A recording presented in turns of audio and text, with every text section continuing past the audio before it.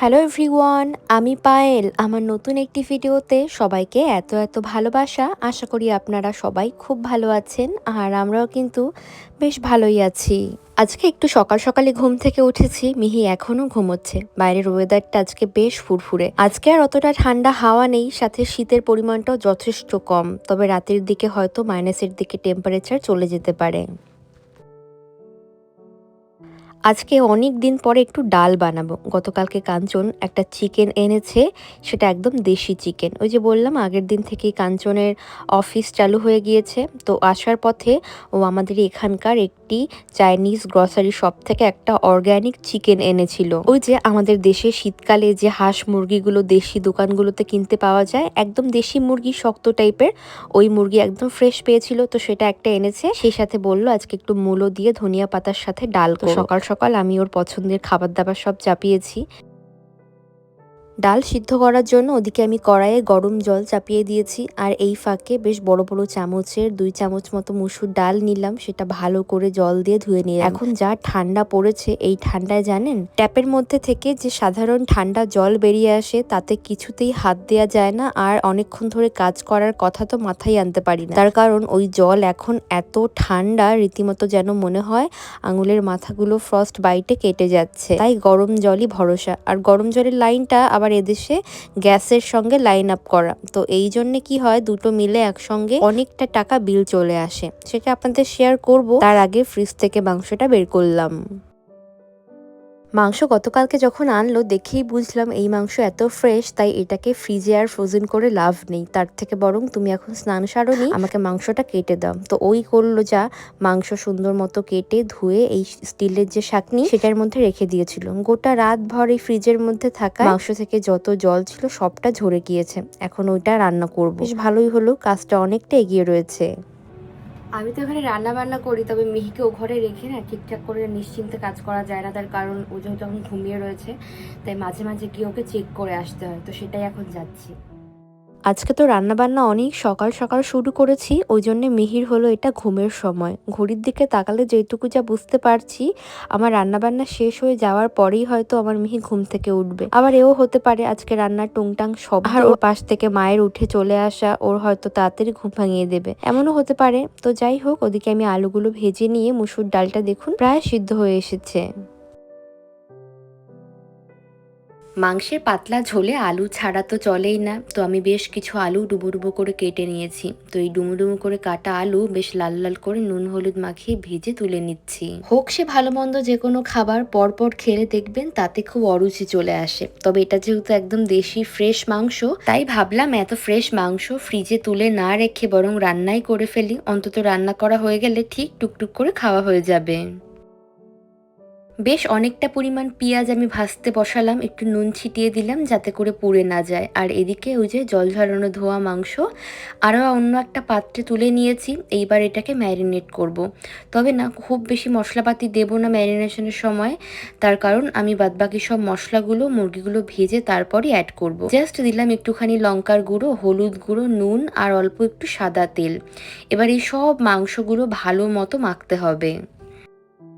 আমাদের বাড়িতে মুরগির অর্গ্যান খুব একটা কেউ খায় না। আমাদের বাড়ি বলতে বলছি ধরুন আমার বাপের বাড়ির কথা। তো সেখানে আমি কিন্তু খুব মুরগির অর্গ্যান খেতে ভালোবাসি। মুরগির এই পা, ফিট, ঠ্যাং যাই বলুন না কেন, এগুলো কিন্তু এখানকার দোকানে মানে সচরাচর ফ্রোজেন দোকানে কিনতে পাওয়া যায় না। তবে এটা যেহেতু একটা অর্গ্যানিক মুরগি আর সাধারণ দোকান থেকে নয়, বরং একটা স্পেশাল দোকান থেকে আনা হয়েছে, তাই এগুলো সমেতই বিক্রি হচ্ছিল। এত ফ্রেশ, তাই আর ফেলে না দিয়ে আমি রান্নাই করে নিলাম। আর যারা মুরগির এই ফিটের নরম ওই সাদা সাদা মাংস খেয়েছেন তারা জানবেন এর কি স্বাদ। যাই হোক, ওদিকে ডালের মধ্যে আমি স্লাইস করা কিছু মূলো দিয়েছি আর দিয়েছি চেরা কাঁচা লঙ্কা, ওটা আর একটু সময় হবে। আর এদিকে পেঁয়াজ, রসুন, আদা সবকিছু বেশ ভালো মতো কষানো হয়ে গিয়েছে। এইবার আমি ম্যারিনেট করা মাংসগুলো অ্যাড করলাম। এই মাংসগুলো ভেজে বেশ একটু সাদা সাদা রং ধারণ করবে, তারপরে বাকি উপকরণগুলো অ্যাড করব, ততক্ষণ অবধি একটু ভাজা হয়ে নিক। এদেশের মূলত তাই রান্না হতে বেশিক্ষণ সময় লাগে না। এদিকে ডালটা হয়ে গিয়েছে বলে আমি নামানোর আগে একটু কুচি করা ধনিয়া পাতা ছড়িয়ে দিলাম। এটা থেকে যা একটা সুন্দর গন্ধ বেরিয়েছে না, সারা বছর এসব সবজি যতই বাজারে আমরা পাই না কেন, শীতকালের এই ধনিয়া পাতা, মূলো, বাঁধাকপি, ফুলকপি এদের একটা অন্যরকম সুঘ্রাণ আছে। মাংস ভাজতে ভাজতে বেশ অনেকটা তেল বেরিয়ে এলো। আসলে মুরগির মধ্যে অনেকটা তেল ছিল। আমি যতটা সম্ভব পেরেছিলাম গতকালকে কাঞ্চনকে বলেছিলাম যে চর্বিগুলো ফেলে দিও। ও ফেলে দিয়েছে, কিন্তু তারপরেও অনেকটা তেল গলেছে। যাই হোক, এখন দিয়ে দিলাম মশলা হিসাবে লঙ্কার গুঁড়ো, কাশ্মীরি লঙ্কার গুঁড়ো, হলুদ গুঁড়ো, নুন আর একটুখানি জিরে গুঁড়ো। এবার এই সব কিছু বেশ সুন্দর মতো কষতে হবে। আর এটা যেহেতু দেশি চিকেনের মতোই বেশ শক্ত মুরগি, তাই রান্না হতেও অনেক সময় লাগবে। এই কারণে আমি যেটা করলাম, একটা কুকার নিয়ে এলাম, বেশ ভালো মতো মুরগিগুলোকে কষিয়ে নিয়ে ওই কুকারের মধ্যে বেশ কয়েকটা সিটি দেব। তাহলে কি হবে, অল্প সময়ের মধ্যে রান্নাটা হয়েও যাবে আর আমার সময়টাও বাঁচবে। আমি যে প্রেসার কুকারটায় রান্না করি এটা কিন্তু এদেশ থেকে নেওয়া, বলতে পারেন জাপানি প্রেসার কুকার। তো এটার মধ্যে না সিটির কোনো শব্দ হয় না, আর তুলনামূলক আমাদের কুকারের থেকেও, আমাদের দেশীয় কুকারের থেকে কম বিপজ্জনক। দেখতে ভালোবাসি। আর ওদিকে মিহি ঘুম থেকে উঠে গেল বলে ওকে কাছে একটু নিয়ে এলাম, কিছুক্ষণ কোলে রাখলাম, এখন চুপ হয়েছে। সামনেই বাউন্সারে বেল্ট দিয়ে বেঁধে ওকে আমি শুয়ে রেখেছি। আমাকে দেখলে অনেকক্ষণ অবধি চুপচাপ থাকে। বেলা প্রায় 10টা বাজতে চললো, ওর স্নানের সময় হয়ে গেল। তো তার আগে ওকে আমি খাইয়ে দেবো। এই যে শাকটা বের করছি, এই শাকটাও কিন্তু ওই মুরগির সাথেই কাঞ্চন এনেছিল। এটাও সার ছাড়া একেবারে নিজেদের মতো করে চাষ করা একটা শাক। কলমি শাকগুলো দেখেই বুঝতে পারছেন এগুলো বাজারের ফেন্সি শাক নয়, বরং এগুলো একদম নিজে হাতে যত্নে মানুষ বাড়িতে যেমন বোনে না, ঠিক ওই টাইপের শাক। তো যাই হোক, আমি শাকগুলো সুন্দর মতো ধুয়ে ভাজতে বসাবো। তো তারপরে ওটা হতে থাকবে আর ওই ফাঁকে মিহিকে আমি খাইয়ে দেবো।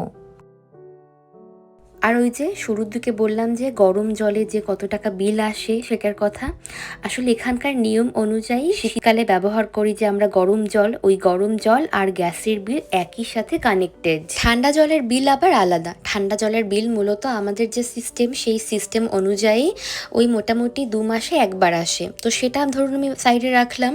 আর যেটার কথা আমি বলছি গরম জল আর গ্যাসের বিলের কথা, দুটো একসাথে মিলিয়ে এটার বিলটা আসে প্রত্যেক মাসে মাসে।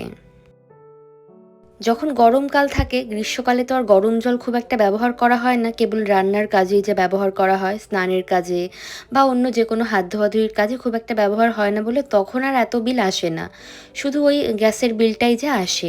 তবে এই যে শীতকাল, এদেশে জানেনই তো সবাই, কনকনি হাড় কাঁপানো ঠান্ডা, এই ঠান্ডার মধ্যে গরম জল ছাড়া হাতে লাগানো খুবই মুশকিল। তো ওই কারণে গরম জলটা একেবারে অ্যাপ্রোপ্রিয়েট থাকতেই হয়। তো এই মাসেই যদি আমি বলি, দুটো মিলিয়ে এই মাসে আমাদের বিল এসেছে, জাপানিজ ইয়েনে হিসাব করলে আমাদের এই মাসের বিল হলো 7,000 প্রায় ওই 500 টাকার মতো, যেটা আমাদের দেশীয় টাকায় INR এ কনভার্ট করলে দেখা যাচ্ছে প্রায় ওই 4,300 টাকার মতো। শুধু এই দুটো জিনিসই ধরুন এই কটা টাকা এসেছে, ওই 7,500 টাকা মতো। আবার এর সঙ্গে ইলেকট্রিক বিল রয়েছে আবার পার্কিং বিল। তো সব মিলিয়ে এই মাসে আমাদের জলের বিলও আবার রয়েছে। সব মিলিয়ে এই মাসের বিল আমাদের বেশ অনেকটাই চড়া আসবে। যাই হোক, কলমি শাকগুলো বেশ কুচি কুচি করে কেটে আমি একটা সাইডে সরিয়ে রাখলাম। অন্যদিকে কড়াইয়ে সাদা তেল গরম করে দিয়ে দিলাম বেশ কিছুটা পরিমাণ পেঁয়াজ কুচি। আজকে শাকটা একটু অন্যভাবে রান্না করব। সাধারণত শাকের মধ্যে এত মশলা আমি দেই না, তারপর চিংড়ি মাছ ভাজলে সেটাও ব্যবহার করি না, কিন্তু আজকে ইচ্ছে হলো তাই এমনভাবেই বানাচ্ছি। একটুখানি লঙ্কার গুঁড়ো, একটুখানি হলুদ গুঁড়ো আর নুন দিয়ে চিংড়ি ওই খোসা সমেত রেখেছিলাম, সেগুলোকে পেঁয়াজের সাথে বেশ কিছুক্ষণ কষিয়ে নেবার পর এইবার দিয়ে দিলাম ওই যে কুচি করে রাখা কলমি শাকগুলো। আমাদের এখানে গরমকালে যেরকম কাঁচা লঙ্কা পাওয়া যায়, সারা বছর আবার তা পাওয়া যায় না। আর এদেশে বছরের বেশিরভাগ সময় শীতকাল, তাই মাত্র কয়েকটা মাস যা কাঁচা লঙ্কা আমরা পাই। এর মধ্যে আজকে কাঁচা লঙ্কা দিয়েছি, তবে তাতে একেবারেই ঝালের নাম গন্ধ নেই, ঝালের ঝও নেই বলতে পারেন। এই কারণে না চাইলেও অল্প একটুখানি শুকনো লঙ্কার গুঁড়ো আমাকে রান্নায় অ্যাড করতেই হয়। যাই হোক, এটা ভাজা হতে থাকুক, চলুন ওদিকে মিহিকে আমি খাইয়ে আসি। অল্প একটু খাবারই আজকে গুলিয়েছিলাম মিহির বয়স অনুযায়ী। ওকে 5 থেকে 6 গ্রামই খাবার, সলিড খাবার দিনে একবেলায় আমি দিতে পারবো ডক্টরের পরামর্শ অনুযায়ী। তো সেটা ওকে খাইয়ে দিয়েছি। আর এই যে কুকারটি দেখতে পাচ্ছেন, এটা কিন্তু কোনো শব্দ হয় না সিটি দিলে। আর এদেশে প্রেসার কুকারের দামটাও বেশ চড়া। প্রথমবার যখন আমি দেশ থেকে প্রেসার কুকার এনেছিলাম, আমার মনে আছে একবার নষ্ট হয়ে গিয়েছিল ওপরের ওই হুইসেল দেওয়ার যে বস্তুটা, ওটা। তারপরে আমি আর সারতে পারিনি, তারপর বাধ্য হয়ে একরকম আমি এদেশ থেকে একটু বেশি দাম দিয়েই এই কুকারটা নিয়েছিলাম। তবে না, আমার বেশ অনেক দিন এটা চলে গেল, প্রায় 6 বছর হয়ে গিয়েছে এটার বয়স। যাই হোক, রান্নাবান্না সেরে আমি আর মিহি বিকালবেলা একটু সময় পেয়েছি, আজকে অনেক দিন পর একটু হাঁটতে বের হলাম।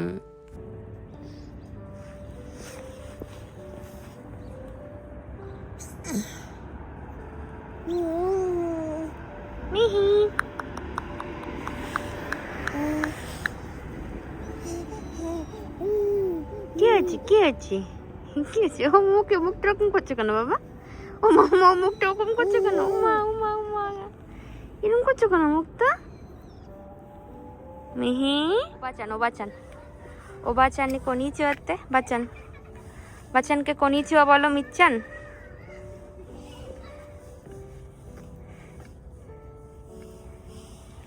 মিচ্চান ও বাচানকে কনিচিওয়া বলো বাচানকে। আমাদের বাড়ির পাশের এই পার্ক সেটা তো আপনাদের অনেকেরই চেনা। তো এটা না নতুন করে রেনোভেট করেছে, দেখতে বেশ এখন ঝাঁ চকচকে লাগছে।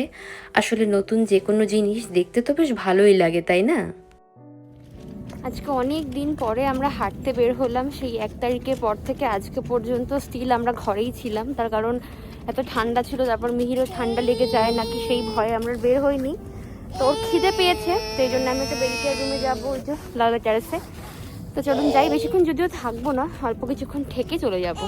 অনেকদিন পরই তো মিহিকে নিয়ে বের হলাম, আর ওরও বেশ মুডটা আজকে ফুরফুরে হয়ে গেল। বেশ ভালো সময় কাটলো, অনেকটা সময় কাটালাম। চলুন তাহলে বাড়ির দিকে যাই, আর আজকের ভিডিওটাও না হয় এখানেই শেষ করলাম। সবার সাথে দেখা হচ্ছে পরবর্তী নতুন কোনো ভিডিওতে। সবাই খুব ভালো থাকবেন, সুস্থ থাকবেন। Tata, bye bye.